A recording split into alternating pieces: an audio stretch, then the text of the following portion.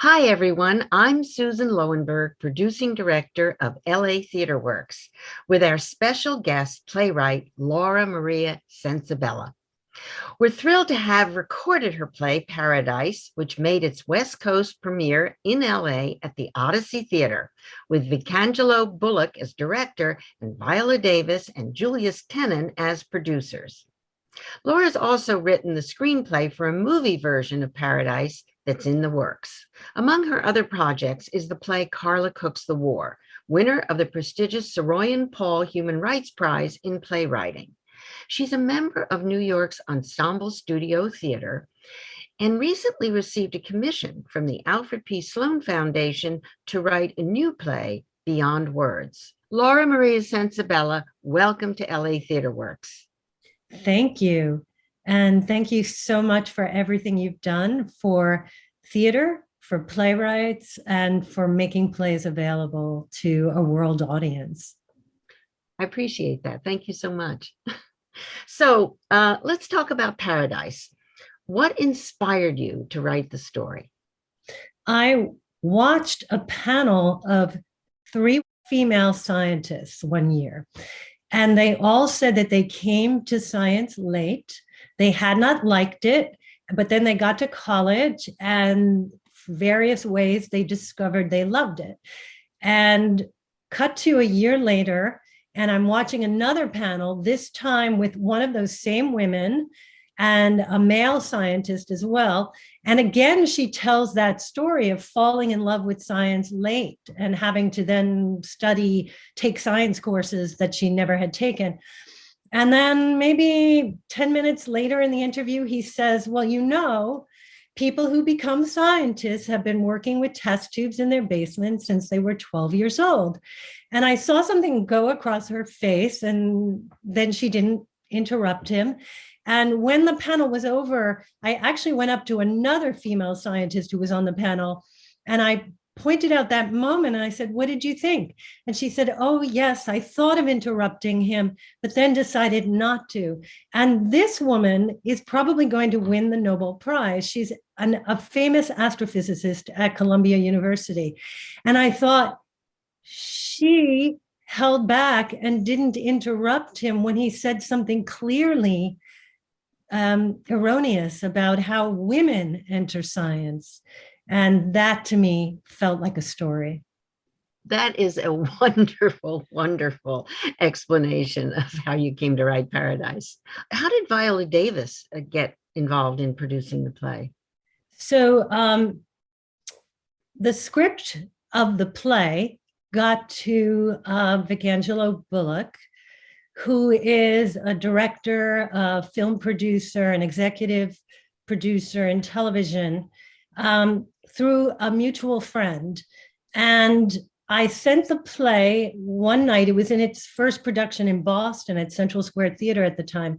I sent the play, and then this never happens. The next morning, he phoned me up and he said, I want to make this into a movie. And he is very good friends with Julius Tenen, who co-runs Juvie Productions with Viola. And Julius loved the play, and he showed it to Viola, and they agreed to co-produce the play in Los Angeles with John Capetta, who's another avid theater lover and film producer. So what made you set the play in a rundown high school in the Bronx? Well, I taught for 9 years in the public schools, and there were fabulous public schools and there were terrible public schools. And the terrible public schools so handicapped these extraordinary children. And I thought, wow, to overcome this kind of start in life, you need such an extraordinary spirit. And most human beings don't have that spirit, but I wanted to write about someone like Yasmin who does. In the program note that you wrote for our digital season, you said you didn't have any affinity for science because the subject had been taught so poorly in your school. Can you talk a little bit about that? Yes. First, I must say that I clearly didn't know myself very well because the science section was my favorite section of the New York Times. But in my head, I thought I didn't like science because even though I had teachers who liked the subject, it was taught to us where we replicated experiments that had already been done. And I've since talked to many scientists, and they say they themselves can't even replicate half the experiments out there. It's very hard to replicate an experiment. So we were trying unsuccessfully half the time to replicate something that the answer was already known. It was a foregone conclusion. So if I had had a science teacher who was giving us experiments that didn't have answers already, I think it would have been more exciting. Well, if you had had a teacher like Dr. Royston, would you have been more interested?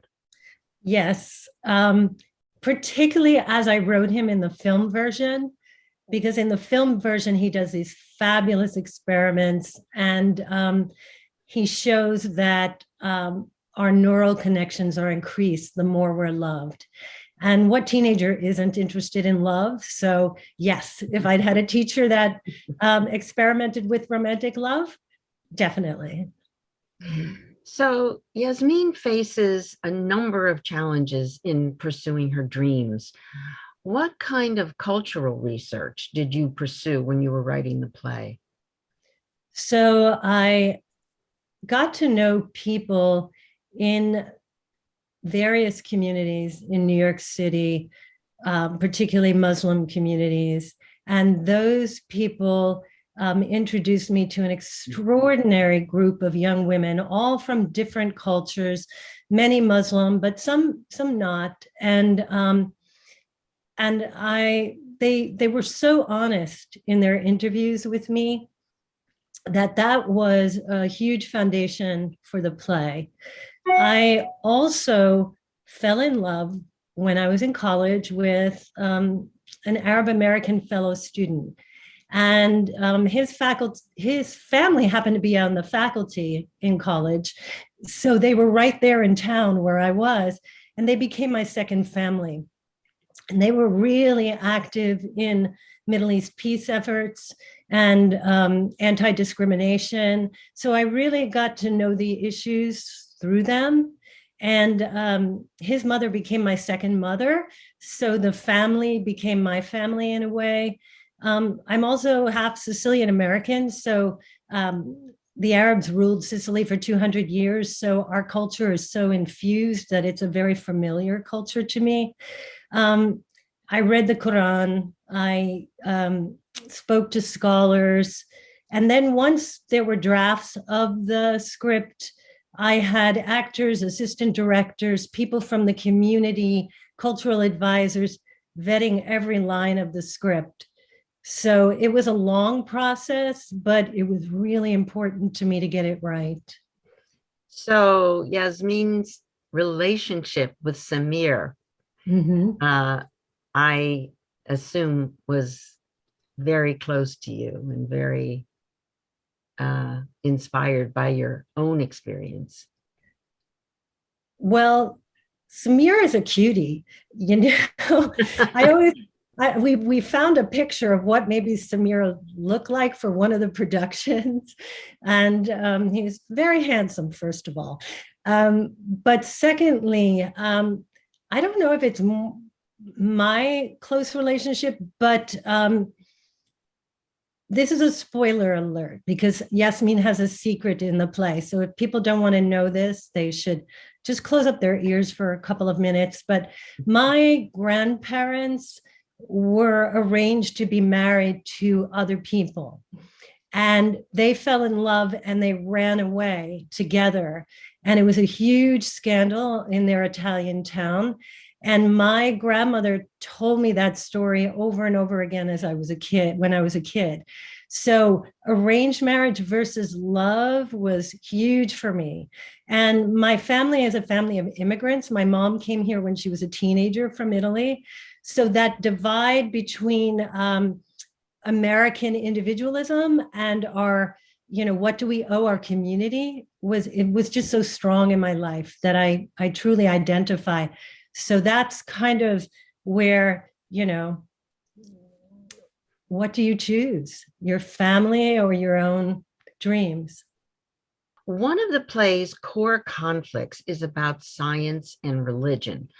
When Yasmin tells Dr. Royston about her arranged marriage, he says it'll prevent her from pursuing her dreams and calls her a caged bird. Yasmin replies, "You only see things the way all Americans do." It's a big question, but how can science, religion, and two very, very different cultures coexist? You just reminded me of another inspiration for the play, which was an article I read online about a teacher in New Jersey who had an extraordinary student and then found out she was going to be arranged and tried to intervene. And that was terrible. And then he actually changed. She educated him because they were very close as mentor student. She actually educated him in her culture and made him understand what he didn't understand. So I thought if they could make that journey together, and he wrote so eloquently about how wrong he'd been. And I thought if they can make that journey, then other people can make that journey. And first of all, for me, science and religion are not irreconcilable. I've always seen them as very compatible, even if many scientists don't see it that way, but I do. And many scientists will agree with you. Yes, and many scientists do as well. The wonder in the universe that scientists are like little children about, I think that wonder and that science spirit can work through that. In terms of the cultural assumptions, there were times when I wrote the play where I wondered, okay, we've got two cultures, East and West, with very different cultural assumptions. And can we speak to each other? Can we understand each other? And sometimes I would say yes to myself, and sometimes I would say no. And I ultimately, it was about building bridges and finding commonality and finding common ground. And then at other times saying, okay, we are different from one another, but I know you now. I respect you now. And we can agree to be different. And I think the huge issue in America and the world probably is that we don't know each other. I have a question about Royston and Yasmin and the fact that, he had a fairly checkered past. And as she begins to know him more and learn more about him, can you talk a little bit about that aspect of their relationship and what effect it had on her and how she dealt with the fact that he was her mentor and she looked up to him, but he was clearly a less than perfect person?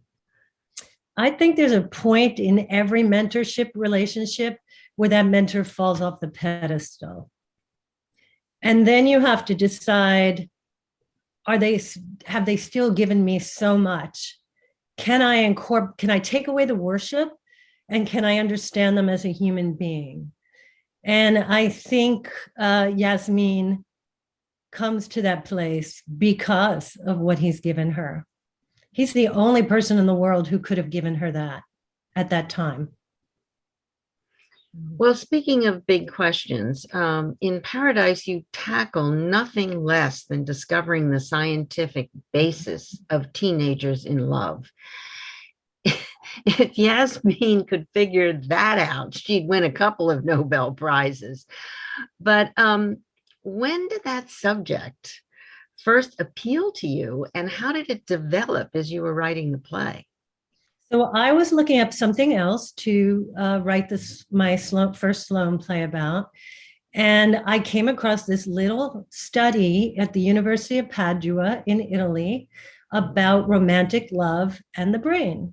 And I was hooked. And I said to myself, I didn't even know you could study romantic love scientifically.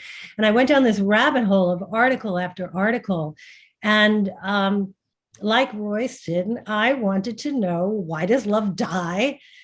How do we choose the people we choose? Is there any way to preserve romantic love? Does romantic love always turn into companionship? And is that a bad thing? I just had a million questions. And the more I read, the more I felt that science could rival all the insights of the greatest poets. And it was thrilling. But, when I had my first Sloan interview, I had written the proposal, and then I met with some of the Sloan people at Ensemble Studio Theater. And I said, would you just check with the scientists that this really is valid science? Because it's just so much fun. I just want to make sure. And they came back and they said, yes, it's valid science. So interesting. So after Yasmin admits to proceeding with her arranged marriage with Samir, she has a panic attack about her future, and she almost shares a kiss with Royston. Can you tell us about that moment in the play and how the play built to that point? So, that panic attack is all about having two irreconcilable points of view in your head, right? And eventually you're trying to join them together, and she can't figure out how to do that. And so she's at her most vulnerable. And in the play, we've seen them become closer and closer as mentors and as human beings. And I think there's always a moment in every mentorship relationship where there's a spark that can be sexual or can be interpreted as sexual. It feels sexual. It isn't necessarily, but it can feel that way. And I think in that moment, that's what happens. And I think Yasmin knows who she is. And I think Royston loves as an adult. And so they don't proceed, but there is that moment that they know is there, and then they step back from. Yeah. Well, I think there are a lot of possible answers to this next question, but here goes. What is paradise for each of these characters? I think they would have a lot of definitions, and some of them would have to do about religion, and some of them would have to do about doing what you love and science. But what I think they may unconsciously not realize is that paradise is being in sync with another human being. And it's about emotional and intellectual connection with another human being. And I think that's where they find their paradise in the play. Laura Maria Censabella, this was a very interesting and beautiful interview. And thank you so much for joining us today. Thank you so much for producing Paradise. I so appreciate it.